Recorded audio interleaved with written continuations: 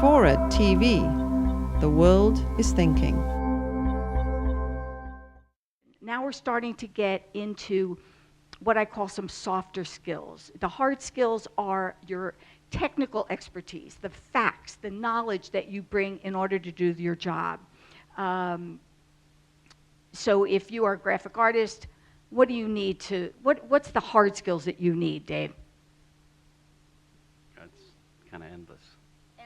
Well, give us an example. I mean, from software to specialty to different platforms. It's, you know, there's so much diversity in design, it's hard to say. Okay, but even as an entrepreneur, those hard skills are really, really important.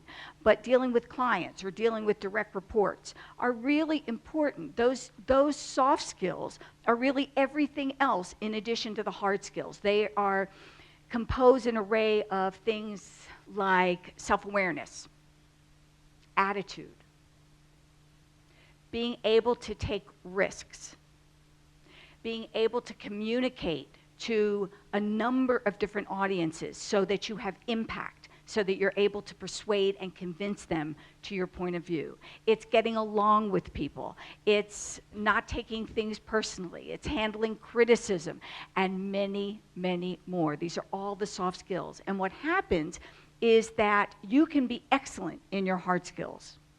You can be an architect, you can be a graphic artist, you can be a physician, you can be a hedge fund manager, and those hard skills are absolutely critical. But if you don't have the soft skills, you will stall and derail in your career. There is no doubt about it. There are many, many studies that are finally out now in academia and in the corporate world that's now giving voice to the idea that it's not just the hard technical skills that get you successful, it's actually the soft skills that actually work with the hard skills to get you the success that you want. So soft skills like, again, in a hard, difficult time like the recession, and I guess I should stop down for a moment. I really thought that we were calling this time a recession. Reporters were calling me, asking me to talk about recession-proofing your career, but I opened the Wall Street Journal yesterday, and apparently our president is calling it ups and downs of the market. So I really don't know. I'm very confused. If anybody has any, insight into that, any better word, I don't know. So anyway, for the sake of tonight, I'm going to call it recession, all right?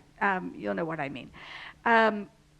So what's important during this time is also taking initiative. Are you taking the initiative? Again, you have so much more to do when downsizing and mergers and a boss is replaced. And are you volunteering for extra work? And you're probably sitting there going, oh, but Peggy, how am I going to do everything else? And I'm trying to balance this, and I've got enough work on my plate. And I think prioritizing and also letting your boss and your boss's boss know that you're available to take on, within limits of course, whatever new projects there are or other work. So taking the initiative is really, really important. Then I would also add, as if this weren't all enough, learning new skills. Are you keeping yourself sharp? Are you keeping that, as we call it, continuous education? Because it's really important to keep your skills sharp. I was working on Wall Street last week, and the irony of it is that a week before all that with Bear Stearns, I was called in by them to talk about leadership training. And so then I saw the headlines the next week, and I said, well, there goes that job. Anyway, the learning new skills is absolutely critical. Keeping yourself sharp.